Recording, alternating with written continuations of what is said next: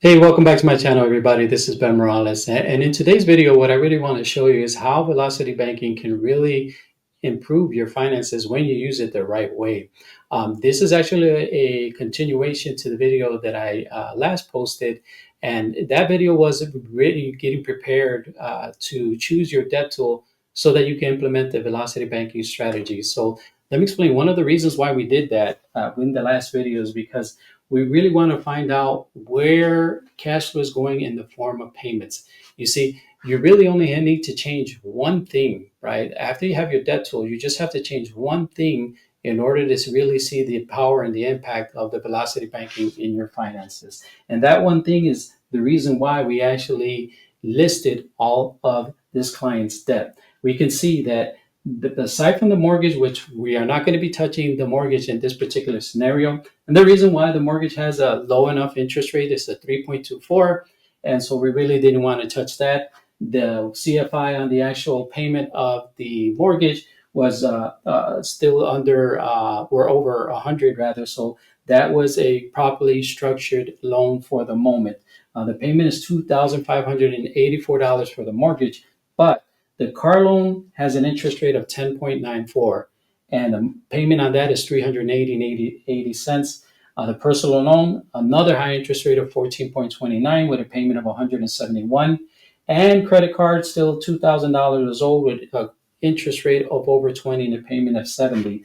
That's a combined amount of $20,000 $735 of additional debt that this particular client has. Now, in the front here, we can see the years that they still has to actually pay these loans. 25 years for the mortgage, 4 years for the car loan, 2 years for the personal loan. So we want to create some relief, right? The purpose of the velocity banking strategy is to get you some peace, some relief from the burden of having a lot of debt. So on the last video, again, we listed it for the simple reason so that we could choose the debt tool that we were going to determine to actually implement the strategy.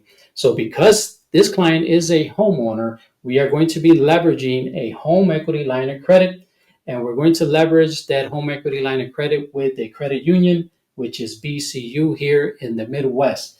Now, BCU is going to be offering him an interest rate of 7.75 to get this particular line of credit, which is really, really good deal because when you look at the interest rates that he's paying now, it's definitely a lot lower than what he has currently right now. So it's going to, off the bat, it's going to help him save some interest costs.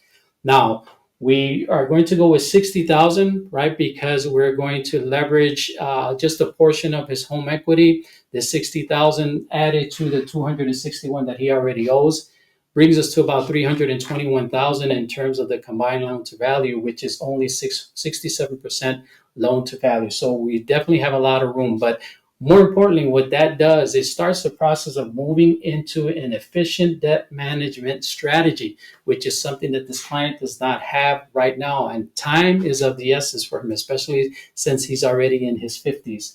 We're going to be moving from utilizing a checking account, and we're going to be utilizing a debt payoff account. And that is exactly what the home equity line of credit is. You see, when you leverage the home equity line of credit, every payment that you make into the home equity line of credit is going to give you access to the cash of that particular payment once that payment posts. And this is what I mean by that. So no longer are we going to consider $621.80 as payments that are going to be leaving this particular personal economy or the budget rather throughout the course of the month. So by consolidating debts 2, 3, and 4 into one particular debt of $20,000, 735, we are going to essentially be creating cash flow, right? It was going out of the budget in terms of payments, but now we're going to be making payments only to one particular source,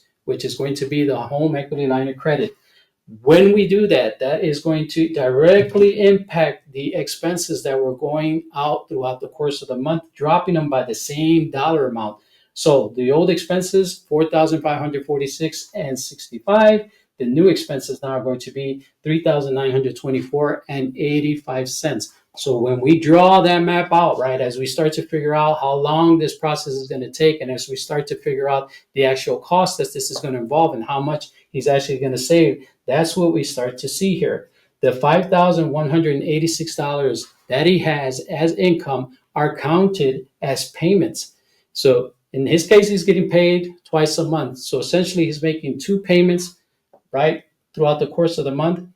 Each payment is basically 5186 divided by 2. That's what the payment is that he's making throughout the course of the month. But let's talk about what is being left inside of that particular home equity line of credit when that money or his income is going into it. He's the income that he would have used to pay the mortgage and the income that he would have used to pay all of these particular debt is actually inside of that 5,186 that he's placing inside the home equity line of credit. When he needs to make the mortgage payment of 2584, he simply goes and just like he's doing now through the checking account, except now he's doing it through the home equity line of credit, he just simply goes and transfers the payment from the home equity line of credit, and then he sends it to the mortgage to complete his particular payment for that particular month.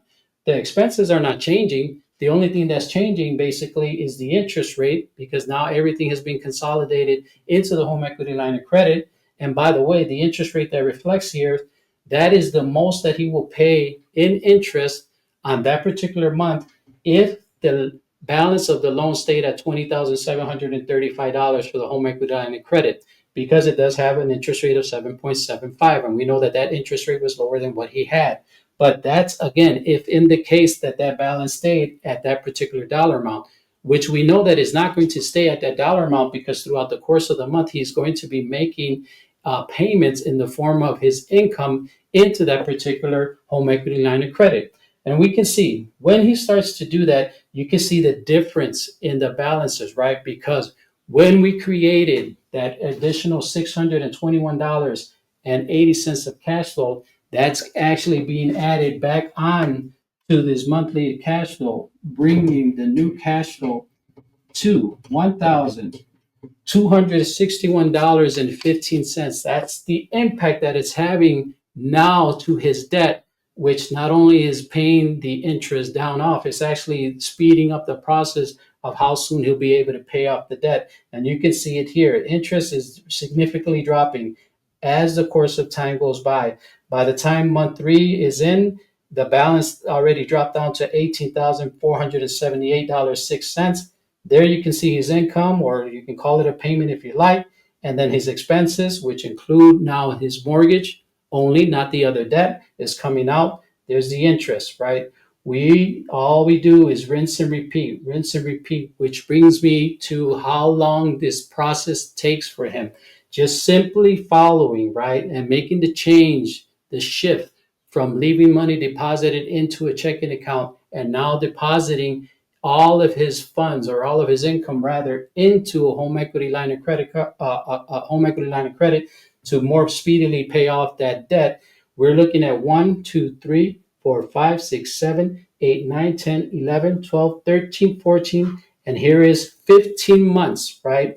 By the time month number 15 comes his way, the balance that is owed on that home equity line of credit is $4,297.22. And we know based on his income, which is $5,186, there's going to be enough income or in the form of payments coming in to impact that $4,297.22 throughout the course of the month. But I still added an additional $28.21 in interest because we don't know exactly when that will be paid off throughout the course of the month. We know it will be 15 months. However, when I total the total interest cost for this particular strategy in the 15 months, the total interest cost is $1,246.53, which if he were to continue to leave this car loan open and active and continue to pay off his debt the way he was currently doing it, that interest alone on that car loan would be greater than what it is in this 15 months that it takes them to pay back that home equity line of credit. So this is how it is done, folks. If you find yourself in this position where you want to more quickly and efficiently pay off debt, you've been doing things the old way, right? You've been leaving your deposits in the bank, but remember, your deposits in the banks becomes their cash flow. Switch that up. Make that money work for you. Don't just leave it inside the bank. Just store it there for them to use it and invest it whenever they want. Switch it up. If you're paying off debt, move into a home equity line of credit, get out of your loans, and you'll be able to leverage this particular process to more quickly and efficiently help you pay off debt as well. So with that, until the next video, thank you for tuning in so much today. And thank you for continuing to support the channel. It means a lot to me. Until the next video, take care and God bless.